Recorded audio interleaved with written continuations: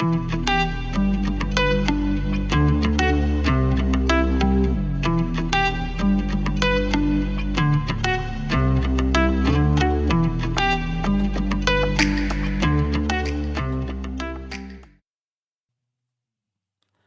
everyone, and welcome to Fertile Ground with Mike and Coach. I'm Mike Cornell, and he's Coach Ron Lathey. When is your right wrong? And what does the Bible have to say about it? And that question is going to be front and center today, Coach, as we begin to unpack this. And as we get started, we have three things we would like for you to think about and to consider. And the first one is this: how should believers deal with conflict with family members? Really good topic here as we get started, Coach. And if you're a note taker, this is a really good spot for you to grab a pen, grab a piece of paper, grab your Bible, and follow right along with us here today. Second of all, when is your right wrong? Just the way we started this segment out, Coach. And then finally, how should our life be a memorial to how God has blessed us? And today we continue with the International Sunday School series that we follow from week to week. And Coach, here we go. Last week, the title of our study was The Washing of Regeneration. We were actually in the book of Titus, chapter 3.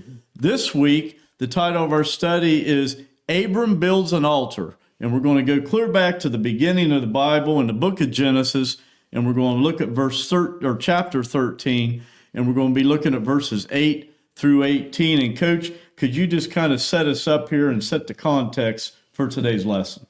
Sure, yeah. We're going to go back and study Abram, and if you don't recognize the name Abram, you might know Abraham, which his name was changed to a little bit later. But Abraham is a very interesting character, and we know that Abraham was a man of God. We know, too, that God asked him to do something very early in our lesson. He asked him basically to pick up everything he had where he was living and go to a new place. Yep. And he didn't tell him where he was going. He didn't tell him how to get there. He just said, I want you to go to this place and move your whole move your family, but nobody else. And so we see here that Abraham was about that time was about 75 years old. His wife was about 65 years old. And so that's a lot to ask of people of that age. Now, most of us know the story of the fact that Sarah, his wife, was barren, could not have any children, so they did not have any children at that time. But we find out as we follow Abraham's story, he becomes the father of three different faiths. He becomes the father of the Jewish faith, the Christian faith, and the Muslim faith. So he is a lot of religious people look at him as their beginning. And certainly the one that's associated with Abraham the most are the Jewish people. Right. So we know that sin has always been a problem ever since the Garden of Eden. And Abraham, God kind of used him to set the stage on how to get man back into the fold.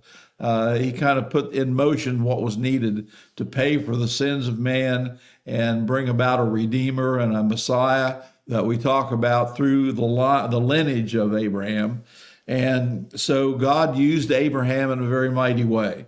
We know that in Genesis chapter 12, we read the story about where God tells Abram at this time, not yet Abraham, but he says, go forth from your country and from your relatives and from your father's home to the land which I will show you.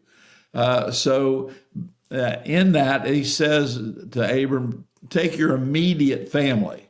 He doesn't want you taking the whole clan. That's not what he's telling him to do here. Just take his immediate family and go to wherever God sends him, So Abraham picks up things and he goes there and he ends up in the land that we first learn is called the land of Canaan, which later would become the promised land or Israel. So he doesn't quite follow the instructions. he takes one of his favorite relatives with him named Lot, who is a nephew. And so when they both end up in this land, there's about three things that cause them some problems when they get there eventually. The first problem was the fact that they both were very successful and very blessed by God and became very rich. Both of them did. And they were rich in livestock. They were rich in people that would work for them and had everything they could think that they would need. And then what happened as their wealth grew, they found that there wasn't really, the land couldn't support all the livestock that they had. So there was some strife that brewed from that, and the people that worked for Abraham and the people that worked for Lot, they kind of got into conflict. And when that happens, usually the people such as Abraham and Lot, they start feeling that and get into some conflict. And Abraham didn't want this to happen, basically. He didn't want any strife in the family. So he decides that he's going to realize that God was right in the beginning. He should never have brought Lot with him, but since he did, he's going to try to make amends. And he offers Lot basically a choice. And Abraham and Lot both believe that for them to be successful and continue, they're going to have to separate. And that's kind of where we pick up with our lesson. They separate, and Abraham, although he was the elder of the two, he kind of gave a magnanimous gesture to Lot and said, you do what you want as far as we need to separate, but I'll give you first choice of where you'd like to go. So that was, a pretty good way to handle things from that aspect. And we find out what kind of men both of them are because of that separation. Yeah, that's a really good point. And our narrative really picks up today, Coach, with both Lot and Abram together in the same spot, right, overlooking the land. Right. And that's where we get started here today. And verses 8 and 9 here in Genesis chapter 13 are actually talking about Abraham and Lot separating. So we'll begin with Genesis chapter 13, looking at verse 8, and God's word says this: So Abram said to Lot, let's not have any quarreling between you and me, or between your herders and mine, for we are close relatives. So the previous verses, Coach, had really revealed a conflict that had been had between Abram's servants and Lot's servants. Yeah, well, a couple things that they ran into was the fact that we know that they were basically nomads and wandered throughout the land. And of course, they would move their flocks, and things that were very important to them were two things. One was water, and the second was grass for the animals to eat. And so those two things had to be taken into consideration. And as I said, as they became more and more rich and had gained more and more wealth, their flocks and their herds grew to where they actually outgrew what the ground could supply for them. So it was becoming a problem. And this kind of an illustration here, kind of one off the beat here, but we see that great wealth is not always the answer to everything. In fact, it sometimes causes trouble, as we see here. Sometimes we say that wealth is a dangerous blessing. And it also tells us in Luke, tells us in chapter 12, he says, to whom much is given, much is expected, too. So when your income increases, you may think that's great, but so does your accountability to God with it. Right. So there's a lot more to that. But as we see here, they're getting to the point where they're going to have to separate. And as you said, they're up on this big hill, probably one of the largest hills in Israel itself. And they can see for miles, and the estimate is about between 65 and 70 miles, they can see from where they are. So that's a pretty good chunk of land that they're looking over. And they're trying to decide, or Lot is, which place should he take? Should he take down in the nice valley down there where everything's got green and there's plenty of water, or should he take the mountainous area? And we'll see kind of an insight into what kind of guy he is by his decision. Yeah, and so Abraham begins here, Coach, in this verse, really the beginning of proposing a solution. Mm-hmm. And you look at the dynamics here, we really don't know that Abraham and Lot really had odds with each other, but we know that their servants surely did. Yeah. And so that makes it kind of difficult for them.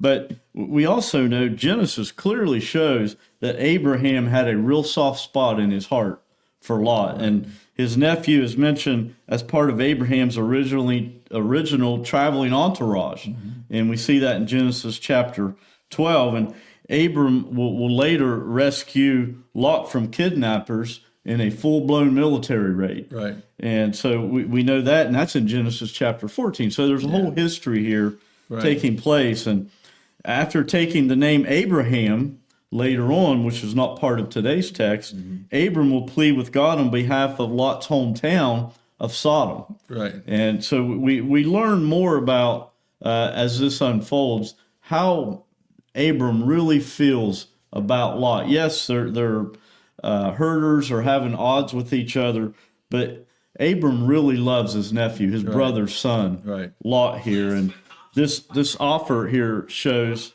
Abram's love for Lot. Right. He doesn't just respect him as a family, he truly loves Lot. So he's in the middle here of proposing a solution.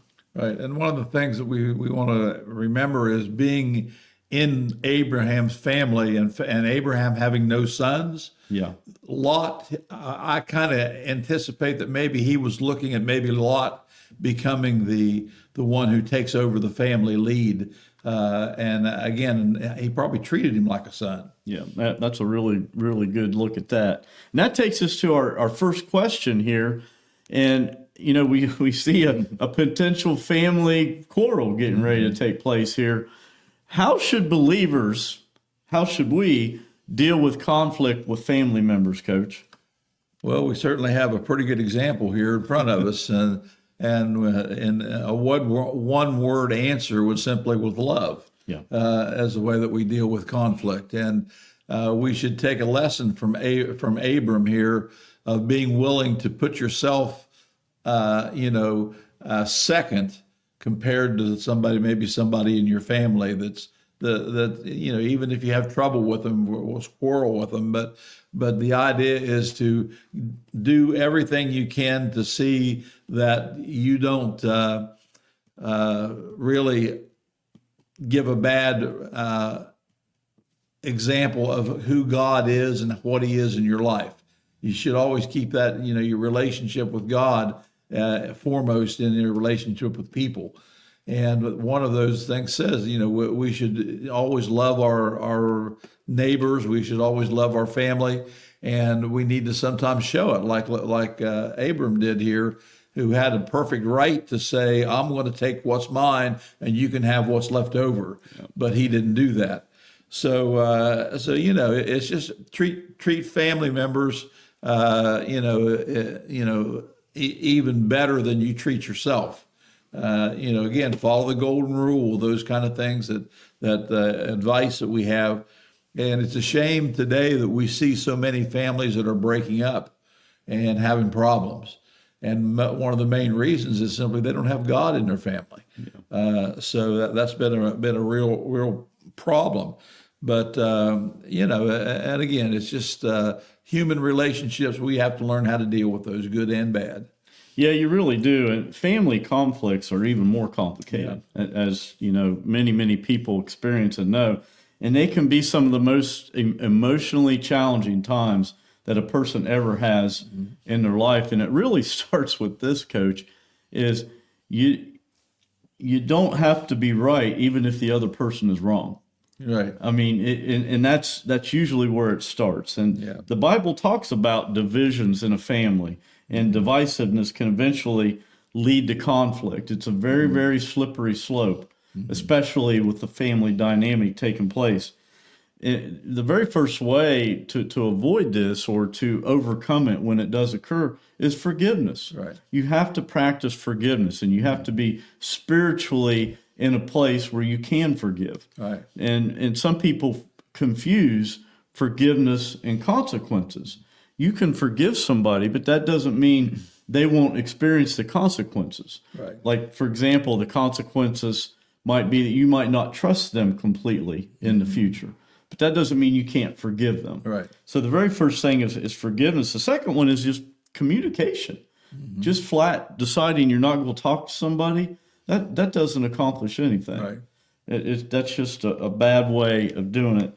And if you approach these types of conflicts and challenges with humility, it really makes a big difference because the other person sees and senses that humility, and it just takes the walls down whenever you're humble going through this. And you really look to how Jesus did it. And Jesus began first and foremost with love and compassion. Right. And that's what we are to have, because we have to remember at the end of the day, that's God's child there Right. that we may not disagree with, even if, whether they're saved or not saved. And you may be the only Jesus they ever see. Right. As a family member. So we have to keep that in our minds. And the whole time, and everything that you and I both have talked about, we should be prayerfully seeking the Holy Spirit's guidance on how to resolve that. And that takes us to verse 9. And verse 9 says this: "Is not the whole land before you? Let's part company. If you go to the left, I'll go to the right. If you go to the right, I'll go to the left." So Abram is proposing a real solution that's black and white as to how to solve this quarreling that's taking place between the two groups. Right, and he can't make a much better choice or offer than what he's making here, because he's letting Lot, like I said, to have first choice over everything. Right. And there certainly is a good and a bad to that, but we don't want to forget where they are. They're at a place called Bethel, which is 29, almost 3,000 feet above sea level there in Israel. And mountains in Israel are not what we call mountains in West Virginia. Mountains in Israel are what we would call hills. And, there's no great mountain range, although it's a very mountainous territory, but there's not great high mountains like we have here in West Virginia. But the idea is they could see a long way off, as I mentioned earlier. And so they had a pretty good look over all the land. So there's just kind of like they were looking around and seeing, and you can tell from Lot's reactions that he's looking for the best place. He wants the good part of the land if he can get it. So again, they can see a long way. Again, they estimate between 65 and 70 miles before the horizon drops off to where they can't see. So they've got a look at a great deal of land. But we know that Abram gave Lot generously the rights to the land, whatever he wanted. He said, "You go to the right, I'll go to the left. If you go to the left, I'll go to the right." So we know how magnanimous that a gesture that Abraham had offered him. Like you mentioned earlier, I think Abram did not want to cause problems between him and Lot. Right. They were very, very close. But Abraham needed to realize too that God told him to take his family. He didn't tell Lot to do that. Yeah. And because of that, is when he looks back over it, he sees, man, really, if I'd have paid attention to God, we wouldn't be in this place, in this position. So we see that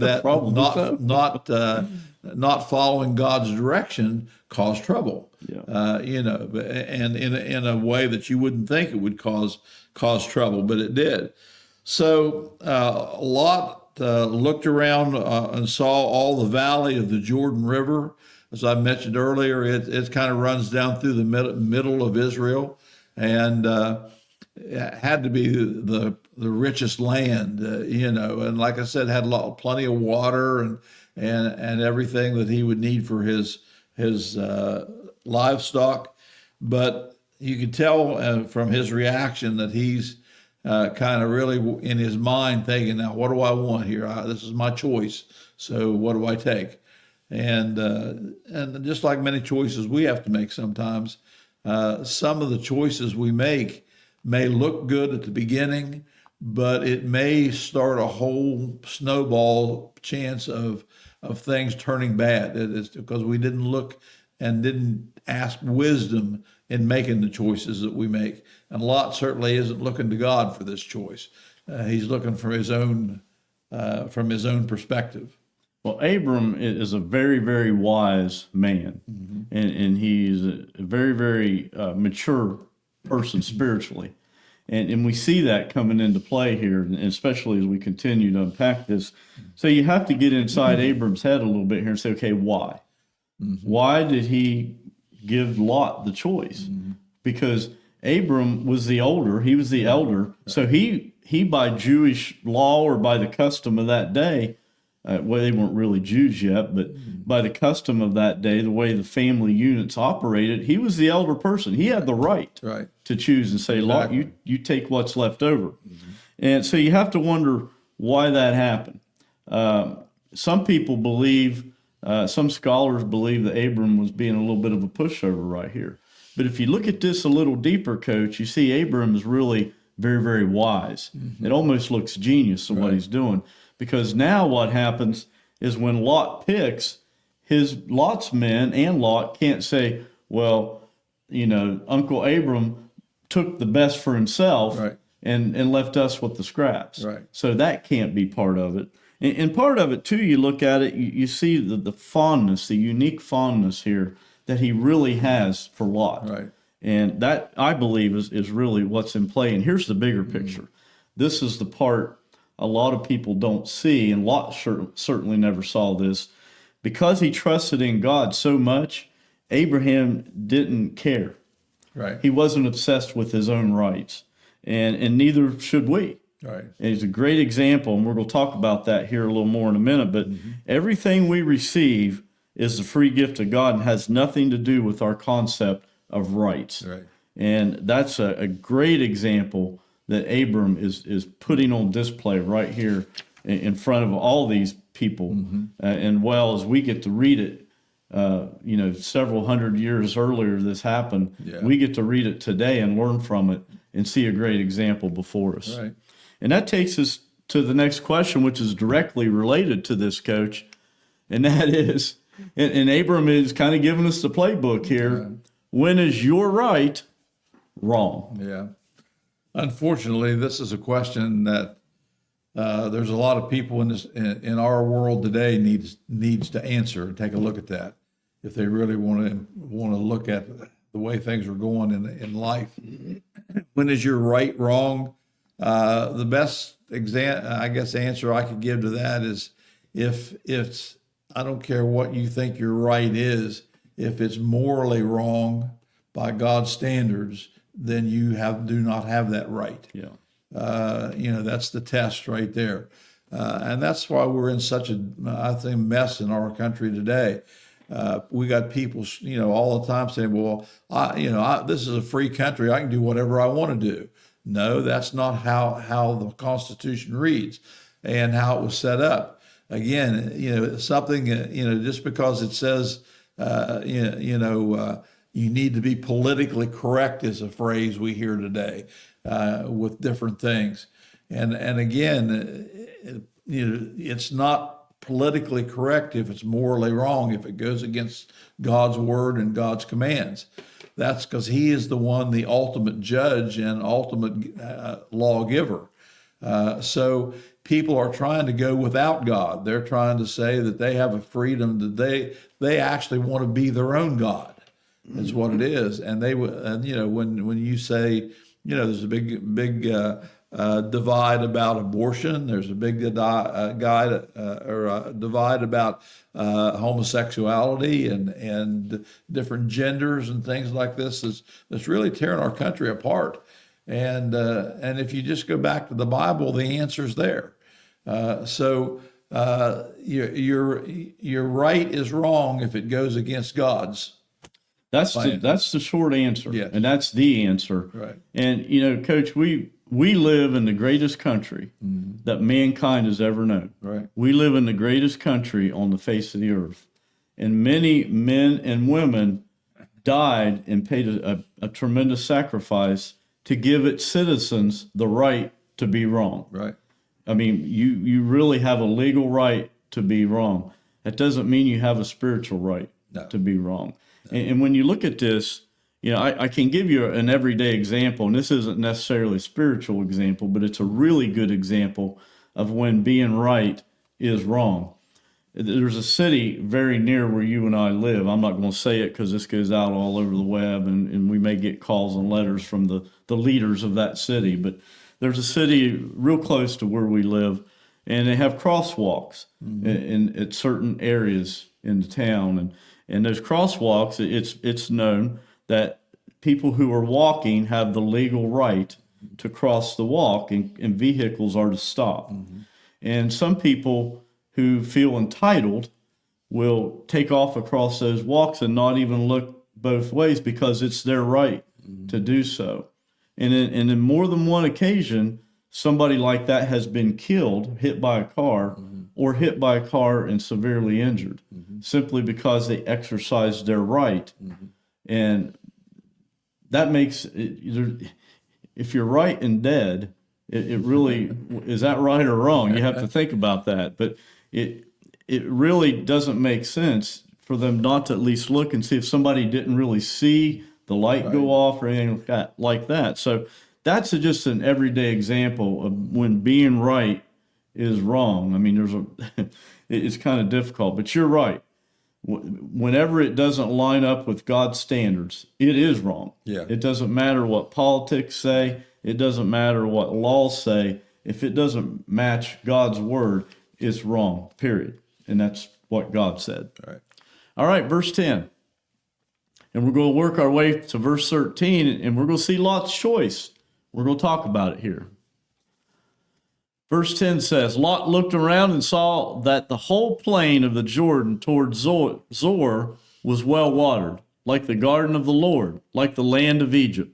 This was before the Lord destroyed Sodom and Gomorrah. And Lot surveyed the land, and it was clear the Jordan Valley was lush and a fruitful region. And we see the mention of Sodom here, and that's not an accident. Right, yeah.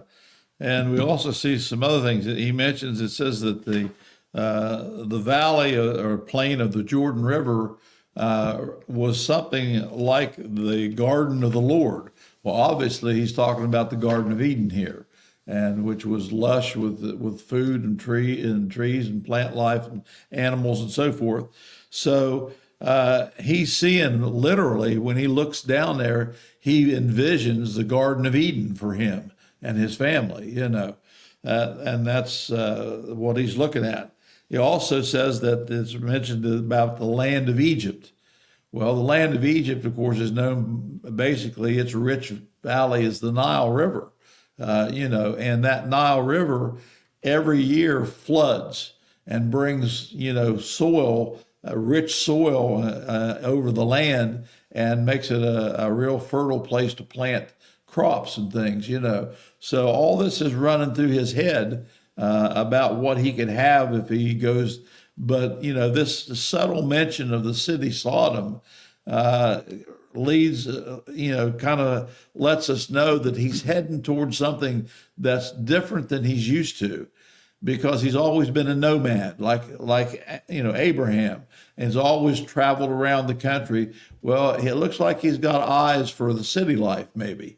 And so it makes mention that it's towards Sodom is the way that he's looking, and we're going to come back and see that does play a part here in a few minutes.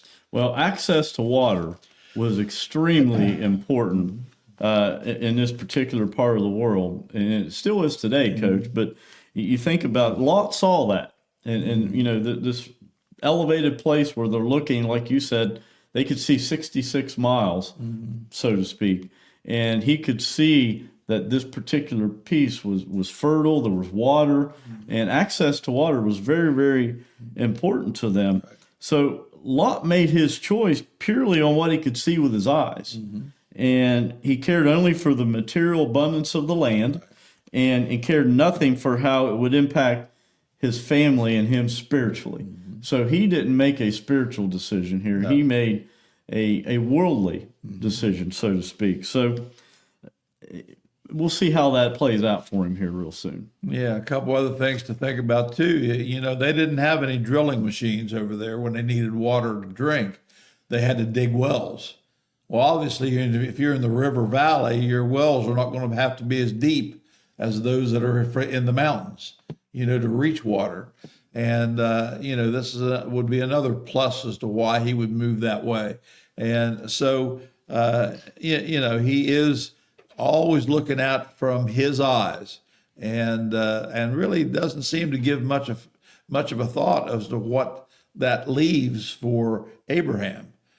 You know, so you know, I think all he can see again is the wealth part of it, the just getting wealthier and so forth. So again, and that's where wealth can be a problem, as we're going to see, and also it can be a temptation. Yeah. Leading to temptation. Yeah. All right, let's go to verse 11. We'll combine 11, 12, and 13 here. So Lot chose for himself the whole plain of the Jordan and set out toward the east. The two men parted company. Abram lived in the land of Canaan, while Lot lived among the cities of the plain and pitched his tents near Sodom. Now the people of Sodom were wicked and were sinning greatly against the Lord. No surprise there, Coach, but Lot undoubtedly thought he had the better deal regarding the choice of land here. Yeah, and the reason we put these three verses together is almost where people can see how the temptation of wealth can ruin a person. If you look at what Lot did, first of all, he chose himself the whole plain, which he didn't need the whole plain. You know, we're talking about a pretty good size place to raise for his herd of cattle and sheep and so forth. So he didn't need all that. He could have let Abraham have part of that, but he took the whole plain, it says. And then it says that the next thing we see is Abram lived in the land of Canaan, again, which is part of Israel, on the promised land, while Lot lived among the cities of the plain. So now our nomad suddenly is starting to move toward the city. I wonder what drew him toward the city. Well, the next verse kind of says it, because it says that now the people of Sodom were wicked and were sinning greatly against the Lord. You know, there's that temptation that we have in our lives. We start, you know, we may feel like, you know, I'm not making as much money as I'm going to try for another job in another place. Yep. So we leave a good job, we leave where our roots are, and we go somewhere else where we've heard that the money's better. We're going to get a better lifestyle. We're going to move in with people, you know, that we feel like are like us. And when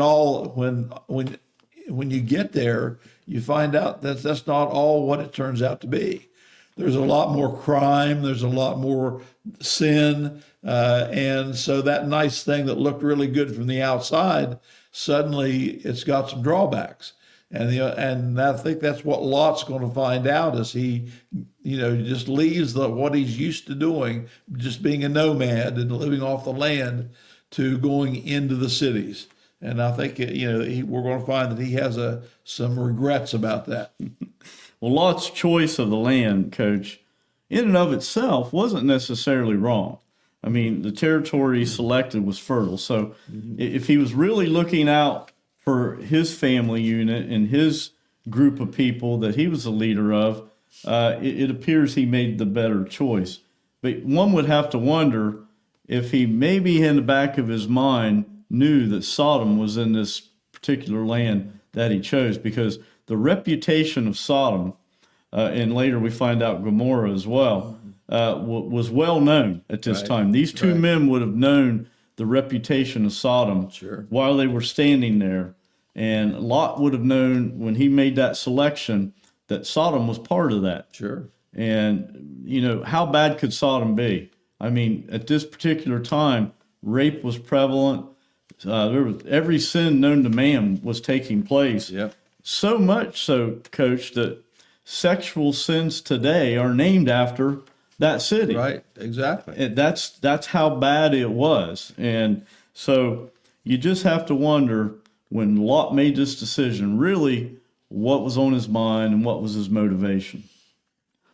And that takes us to the next section here, and we see verses 14 through 16, and we're going to see God's promises. We're going to see a little change here. Mm-hmm.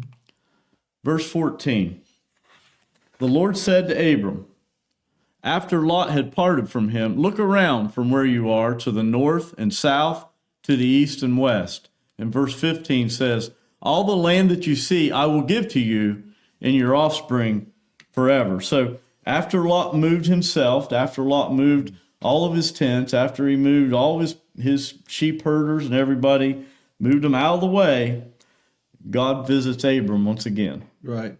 And we see God offering Abram even more than what he offered him before. Yeah. And, you know, and as far as Lot goes, if we read kind of the rest of the story, as Paul Harvey often would say, we see that Lot paid dearly for these moves. He eventually, you know, after moving near Sodom, he ends up moving in town and becomes a prominent person in that city. We can tell that by what Scripture tells us, that he, you know, became a well-known, prominent part of that city. But the ones that paid the price were his family. You know, we know that his wife was turned to a pillar of salt because she turned to look back at Sodom and was told not to when they tried to leave. And we know that Lot was visited by some demons that tried to seduce his daughters to come out to them. And then if that wasn't bad enough, his daughters ended up being seducing their father into having sexual relations. So his family just, you know, the temptation, maybe Lot didn't get caught up in all the temptations, but his family certainly did. Yeah. And so that's something that he never certainly wanted. You know, as the old saying goes, the grass is always greener on the other side. Well, I think he found out that it wasn't so green. There was, you got to watch out for all the weeds that are over there and in the grass. So, but you know, going back to what God did with Abraham, basically he gave Abraham a whole new promise, mm-hmm. you know, and a new land. And this land again was from where God, and again, this is part of this is my own interpretation. I really believe that God let Abram see even further than they could naturally. I think he just opened up the land to him and said, all this I'm giving to you and your descendants. So God's promises were even made Abraham even richer. And so while Lot ruins his wealth and his family, Abram just gets blessed more and more and more. So as we said, we don't, our choices sometimes come back to really can be good or bad.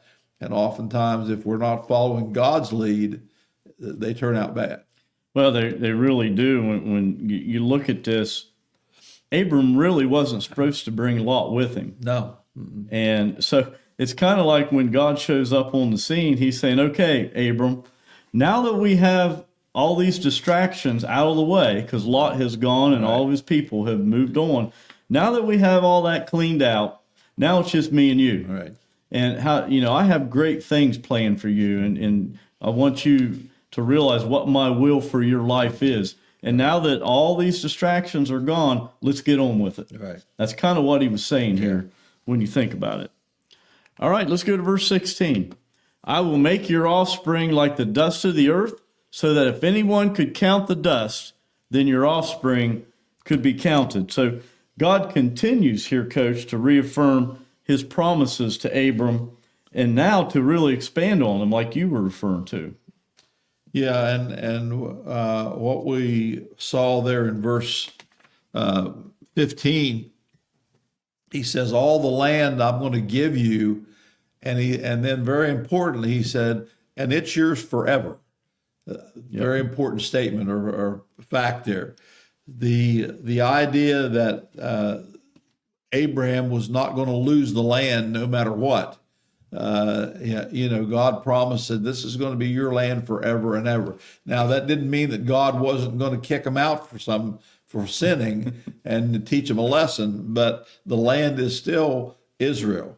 And isn't it amazing that all those people over around them are trying to take it away from them?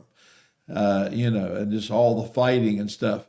And all that came about because, again, Abram wasn't quite ready to let God do his plan. Abram and his wife, who was barren, tried to help him out a little bit by starting their own family. Because we got to think now that Abram is probably close to 80 to 90 years old right now, and he doesn't have a son, and his wife can't have children. Even though God promised him here that he was going to have many descendants, he kind of took things only in his own hands.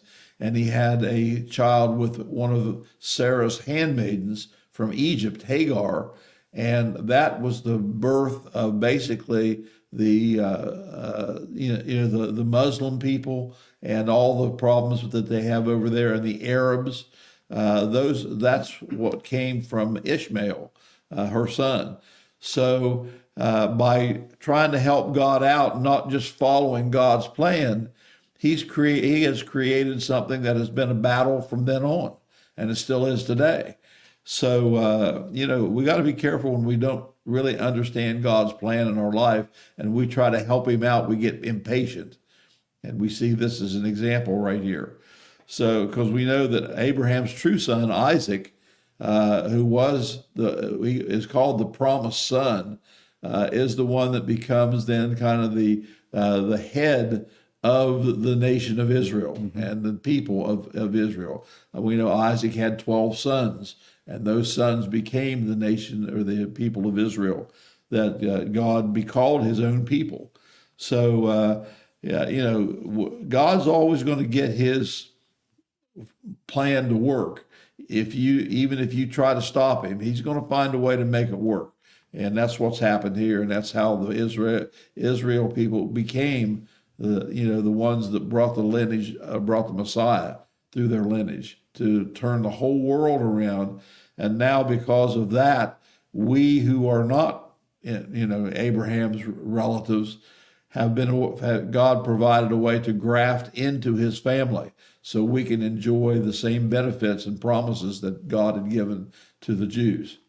Well, and it all goes back to this very moment right here. It really, truly does. When you look at it, this promise here's Abram standing there listening to God, and his promise he's making to him is to a man in his 70s or 80s, like you mentioned, and his wife is almost that age as well. Right. Never had a child, couldn't have a child, and he's making these promises of how numerous his offspring is going to be. Right. How profound is that? Yet Abraham, at that particular time, Coach, he knew to walk by faith and not by sight. Right. Yes, Abraham made mistakes. He made mistakes prior to this point in history. He made mistakes after this. But the faith of Abraham is tremendous. Right. And you watch that, and it is really on display here. So to assure Abram, once again, God repeated the promise just in case he didn't get it the first time. Yeah.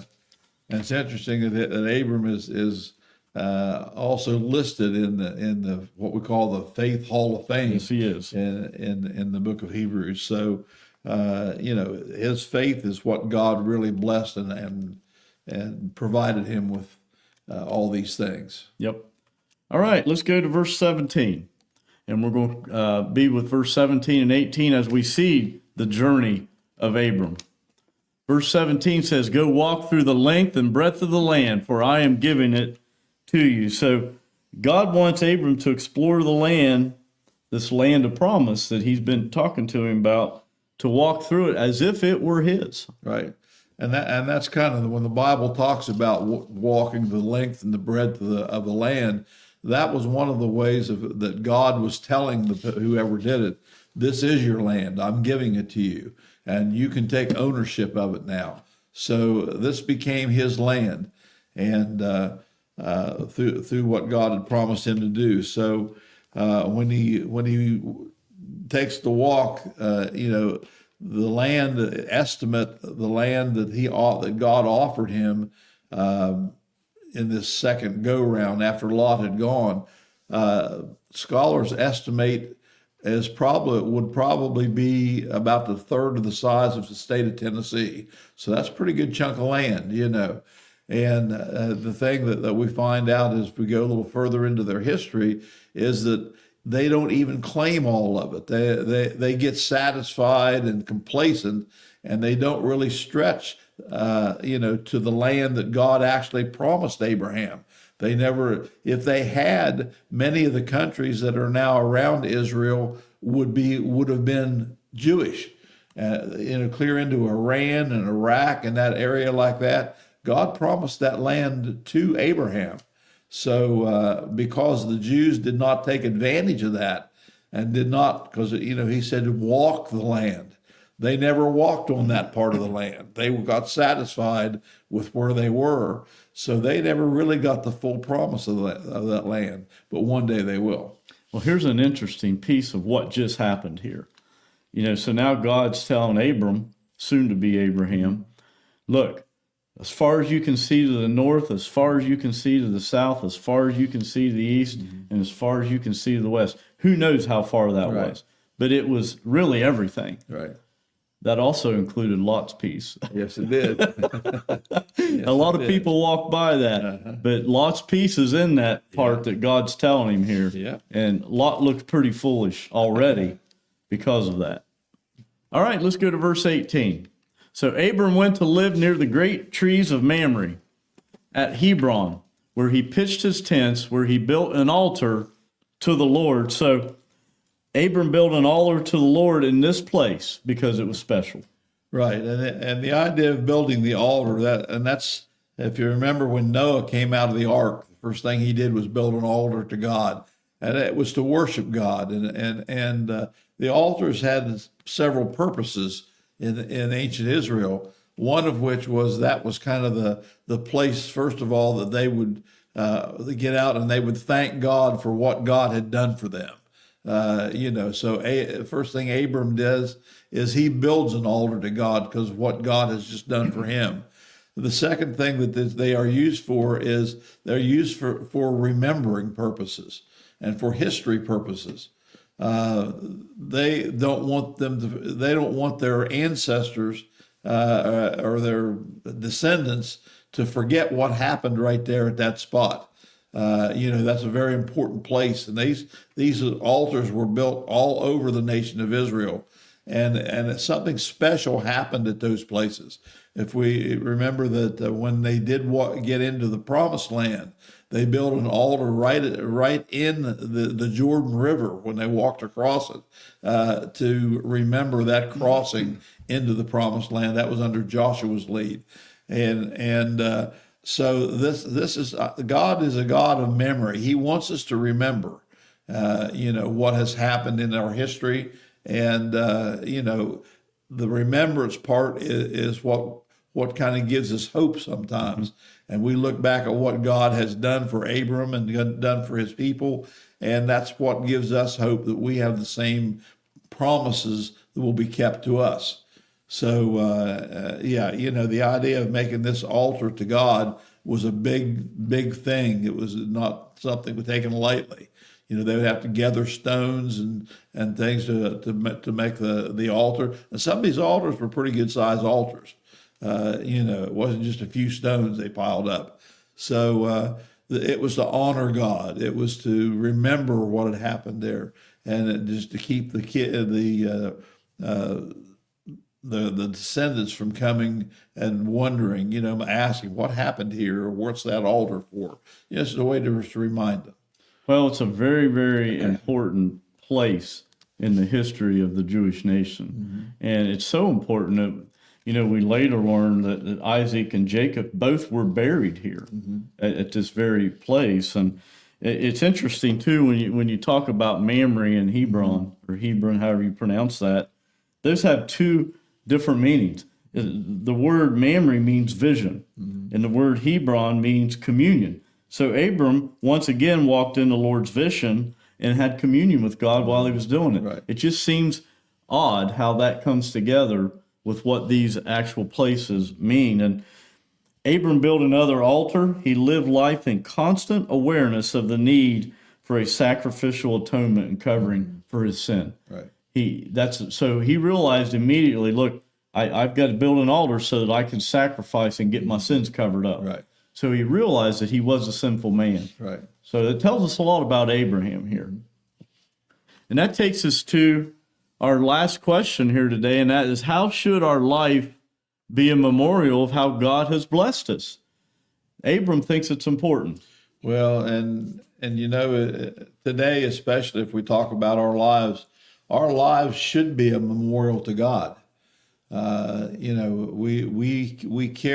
carry the Holy Spirit within us if we're Christians, and it's our duty to be a living memory or a living altar for God, and so our life, and this is where a lot of people get confused about whether or not they're really saved or not.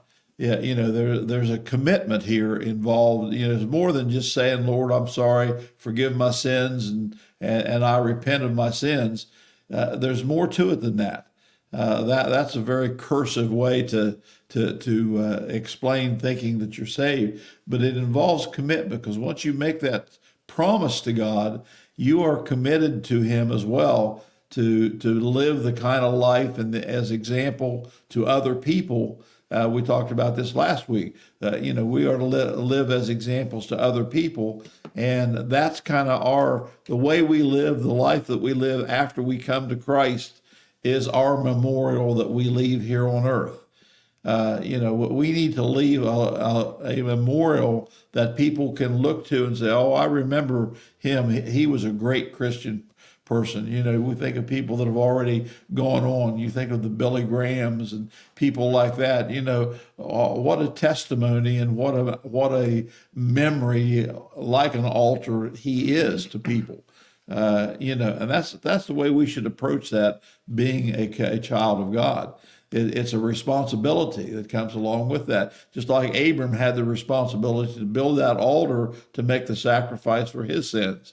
We do the same thing. We need to accept Christ and then change our lives to where we're following, God and doing what He calls us to do. So it's important to be a living, testimony to who God is and who Christ is. That's a great answer. Mm-hmm. And in addition to that, if every person, man, woman, realize what I'm about to read, they would be more willing to be that living sacrifice that you just talked about. Genesis 1:27 and 28 says this, Coach. So God created mankind in His own image. In the image of God, He created them. Male and female, He created them. We won't even chase that rabbit. Yeah. God blessed them and said to them, be fruitful and increase in number, fill the earth and subdue it. Rule over the fish in the sea and the birds in the sky and over every living creature that moves on the ground. So if every man and woman alive today or alive in the past or alive in the future realize they were created in God's image, how much more would they be willing to live that living sacrifice that you talked about? God's entire plan for humanity was to create us, bless us, and to invite us to flourish. Right. All while we have fellowship with Him. That's the only reason He created us. He desires our fellowship. Right. That was the only reason. So our life example should be a memorial, just like what we see Abram here building one physically. Right. And that really takes us to our thought to remember, Coach, and that is this. Be ready to exercise a faith like Abraham. And where have we heard that before? But could you take that thought to remember. Give us some parting thoughts here as we wrap it up. Well, saying you're a Christian is more than words. It's easy to say, yeah, I'm a Christian, I believe in God and so forth. But if your faith is not seen by others in your regular life, then what good is it? Because we're supposed to be, as the verse we read last week, it's supposedly good for everybody, not just Christians, but those that are not Christians. Well, we should have the kind of life that other people want to have as well. And again, that's exercising our faith like Abraham did. Abraham became, like I said, the father of 3 different types of religious sects, and including Christianity. And it was because it tells us here that he was a man of faith, and so that's how we should want to be known, as a person of faith, and honest and hardworking toward God's goal for you and your family. The kind of family that you bring up should be also a testament of who not only you are, but who they are. Right. And, that's just part of Abraham's type of faith that we should have and exhibit. We began this segment, Coach, with the idea of when is your right wrong? And Abram has provided a wonderful illustration of when your right is wrong. Right. And actually, it wasn't his; it was Lot, right. That provided that. Yeah. But Abram showed us how to make the right decision, how to make a spiritual decision, how to follow God's will. Right. And if you have any questions about that, we would love to hear from you. This is Pine Grove Baptist Church in Parkersburg, West Virginia, and you should see the contact information on the screen. Or if you have any questions about anything we've talked about, we would love to hear from you. For those of you who watch week to week, and maybe this is your very first time, we would encourage you to share this message with your friends or your contacts out on whatever social media platform it is that you subscribe to. It just gets the word out. And we're also out on podcast platform, which will allow you to listen to us as you go about your day. We thank each one of you for tuning in and watching and listening from week to week. We don't take it for granted, and we do see it as a very, very dear privilege. Next week, the title of our study is Solomon Dedicates the Temple, and we're going to be over in the book of 1 Kings. Coach. So until next time, this is Mike Cornell along with Coach Ron Lathey and our production team, Andy and Courtney Holbrook, wishing everybody have a blessed week, and we hope to see you real soon.